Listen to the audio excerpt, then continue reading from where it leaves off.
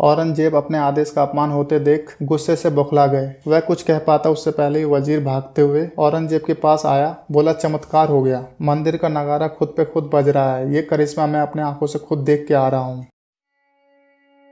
Hello दोस्तों, आप सबका स्वागत है आपके अपने चैनल शॉर्ट ट्रिप में।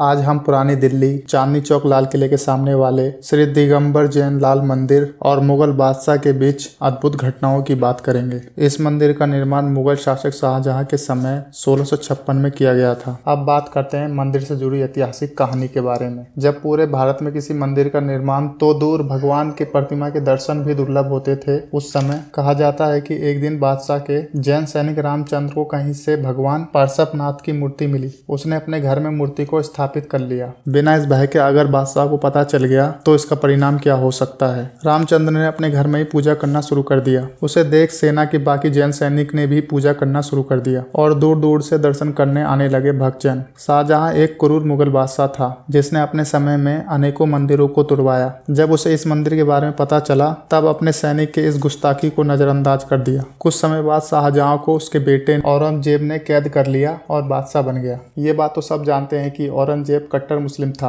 जिसने अपने समय में अनेकों मंदिरों को तोड़वाया और मस्जिदों के सीढ़ियों पे फिकवा दिया था और लाखों हिंदुओं को जबरन धर्म परिवर्तन करवाया था। ऐसे में कैसे लाल किले के सामने कोई मंदिर हो सकता था। कहा जाता है कि औरंगजेब को इस मंदिर के बारे में कोई भनक नहीं थी, लेकिन मंदिर में हर शाम ढोल नगाड़े बजता था। मंदिर के इतने पास लाल किले के होने के बावजूद भी औरंगजेब को नगाड़ों की आवाज सुनाई नहीं पड़ी थी। लेकिन जब एक दिन उसका शोर सुनाई देता है तो औरंगजेब अपने पास बैठे वजीर से पूछता है कि ये शोर कैसा है। वजीर को पता था कि ये शोर जैन सैनिकों के घर में बजने वाले नगाड़ों से आ रही है।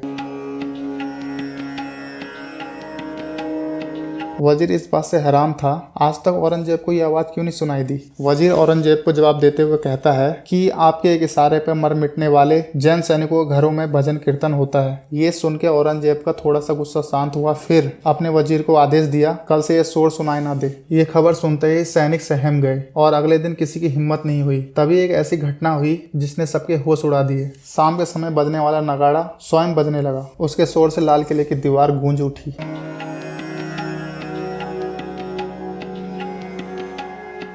औरंगजेब अपने आदेश का अपमान होते देख गुस्से से बौखला गए। वह कुछ कह पाता उससे पहले ही वजीर भागते हुए औरंगजेब के पास आया। बोला, चमत्कार हो गया, मंदिर का नगारा खुद पे खुद बज रहा है। ये करिश्मा मैं अपने आंखों से खुद देख के आ रहा हूँ। औरंगजेब कुछ देर तक हैरान रहा और उसे पता था उसका वजीर वफादार है, उससे झूठ बोलने की हिम्मत नहीं कर सकता। फिर भी उसने अपने वजीर को डांटा और कहा, ये कैसे हो सकता है। वजीर ने कहा, आपको अगर यकीन ना हो रहा हो तो आप खुद कल शाम को अपने आंखों से जाके देख ले। बादशाह इस बात के लिए मान गया। अगले दिन औरंगजेब पूजा से पहले ही पहुंच गया और मंदिर से सबको बाहर निकाल दिया और बाहर से ताला लगा दिया।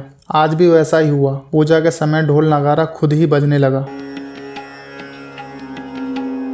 औरंगजेब भी ये देख के हैरान रह गया और तुरंत मंदिर का दरवाजा खुलवाया और अंदर जाके अपने आंखों से देखा ढोल नगारे को बजते हुए। उसने इस करिश्मा को देख के एक शाही फरमान जारी किया, इस मंदिर की पूजा नहीं रोकी जा सकती, इसलिए इस मंदिर की पूजा की जाए। तो आपने देखा कैसे औरंगजेब की हार हुई इस जैन लाल मंदिर से।